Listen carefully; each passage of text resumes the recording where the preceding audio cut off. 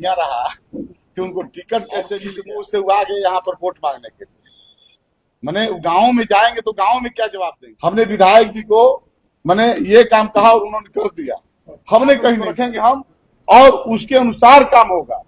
यहाँ पर योजनाओं को बेचा नहीं जाएगा, योजनाओं को जमीन पर लागू किया जाएगा। 2017-18 में मैंने क्या क्या काम किया, उन 2017-18 में सबसे नीचे वाला लाइन देखिए, MY किसी के गुलाम नहीं है।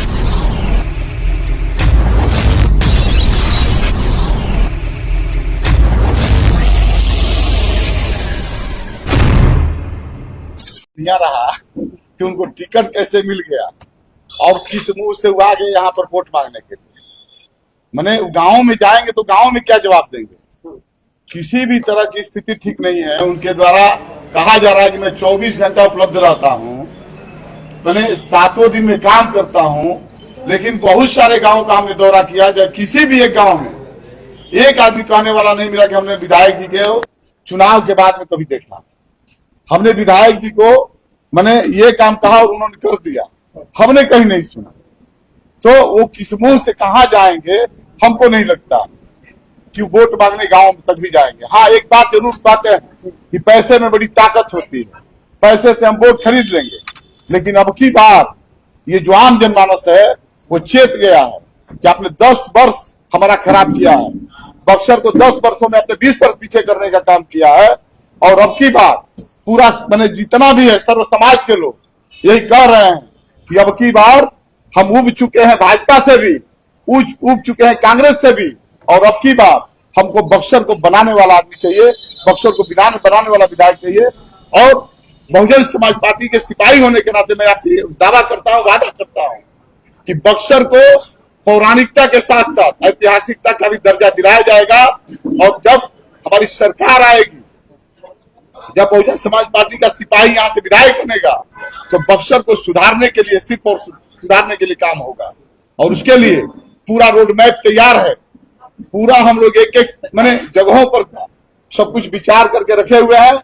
स्कूलों को किस तर्ज पे ले जाना है, यहाँ पर किन किन चीजों की मूलभूत जरूरत है, यहाँ पर हॉस्पिटल में क्या क्या चीज चाहिए, सारे चीजों को लेकर के एक बहुत बढ़िया रोड मैप बना हुआ है, जो हम आप लोगों के सम्मुख रखेंगे। बाद में उसको रखेंगे हम, और उसके अनुसार काम होगा। यहाँ पर योजनाओं को बेचा नहीं जाएगा, योजनाओं को जमीन पर लागू किया जाएगा। जैसा कि आप जानते हैं कि यहाँ पर हमारे मुसलमान भाइयों के साथ एक बहुत बड़ा धोखा हुआ, और माननीय विधायक जी के द्वारा 2017-18 में जो राशि का जो बंदरबाट हुआ, आप कहते हैं कि हम यहाँ पर सामुदायिक भवन बनाएंगे, और सामुदायिक भवन न बना करके यहाँ पर उस पैसे को लूट करके आप अपना जेब भरने का काम किया। उस सारा साक्ष्य के साथ में मैं जा रहा हूं अपने मालिकों के बीच में, और मैं रखूंगा कि ये इसी तरह का काम करते हैं। कैसा काम करते हैं?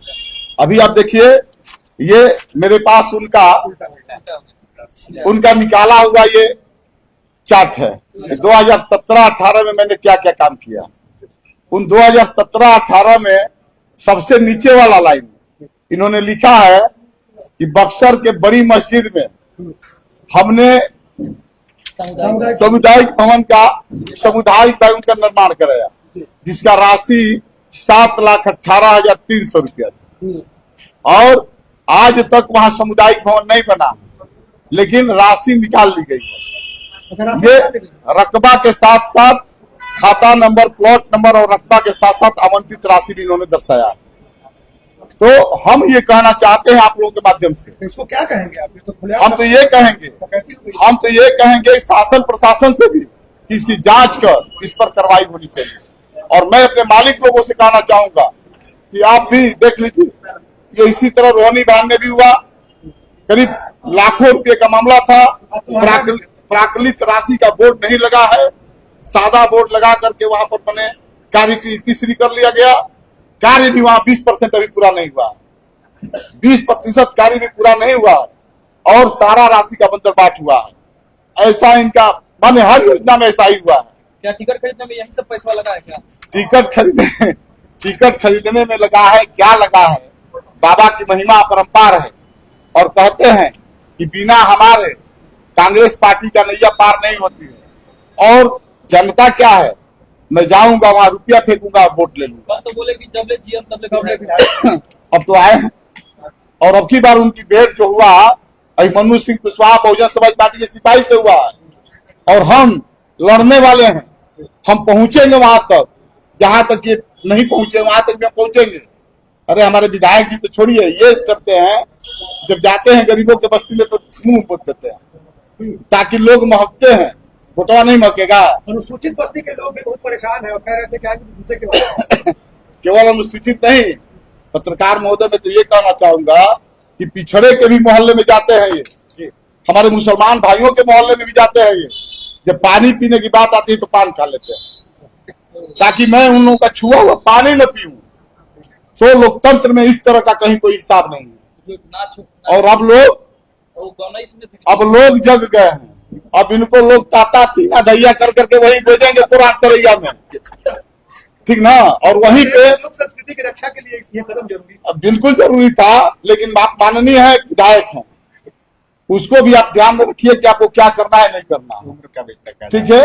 और ताता तीना दैया आपने कर लिया, ठीक है। अब की बार आपको वहीं पे जाके करना होगा और अब बक्सर का पिंड आप छोड़ दीजिए। अभिमन्यु जी, बक्सर का लड़ाई क्या लग रहा है, कितना कांटे की टक्कर होगी? कोई कांटे की टक्कर नहीं है। बक्सर का आम जनमानस, ये जो पूरा आम आवाम है, ये ठान लिया है कि जो 10 वर्ष से जो भ्रष्ट जो यहाँ पर विधायक हुआ है, जो 7 बजे के बाद लोगों से नहीं मिल पाता है और जो अपने आप जो जानते हैं मस्त हो जाता है 7 बजे के बाद में, ऐसे विधायक से पूरा बक्सर का आम आवाम अब चाहता है कि किसी तरह पिंड छूटे। आप देखे अभी भाजपा के जो नेता आए हुए हैं, भाजपा के नेता को भाजपाई लोग ही अर्बन नक्सली कहते थे और आज उस अर्बन नक्सली को ही अपना मैंने प्रतिनिधि बना लिया।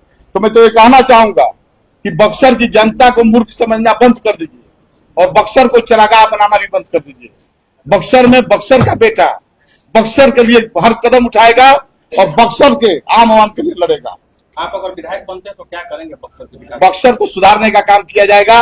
जो बक्सर को इन लोगों ने 20 वर्ष पीछे ढकेल दिया है, उस बक्सर को वापस लाने के लिए सबसे पहले शिक्षा व्यवस्था को सुधारा जाएगा, हॉस्पिटल की व्यवस्था को सुधारा जाएगा और इसके बाद में हम लोग रोजगार की बात करेंगे। एक व्यक्ति ने अभी कहा कि विधायक जी ने कल कहा था कि मरीन ड्राइव बनवाएंगे, तो आपने किसी मरीन ड्राइव का जिक्र किया, कौन सा? मरीन ड्राइव तो ये है ना, आप जाइए देखिए जासो से जो जाता है डुबराव रोड, ऐसा रोड यही नहीं है।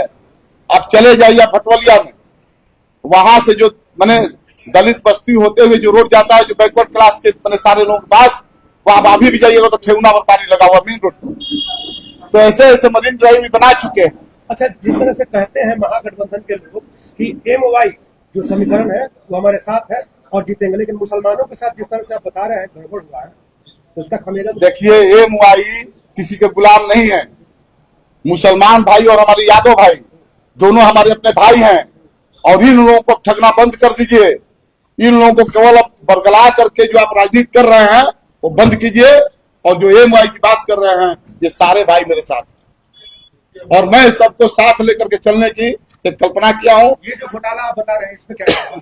इसमें मैं तो कहना चाहूंगा कि प्रशासन इसकी जांच करे और जांच करके जो भी दोषी व्यक्ति हो उस पर कार्रवाई करे।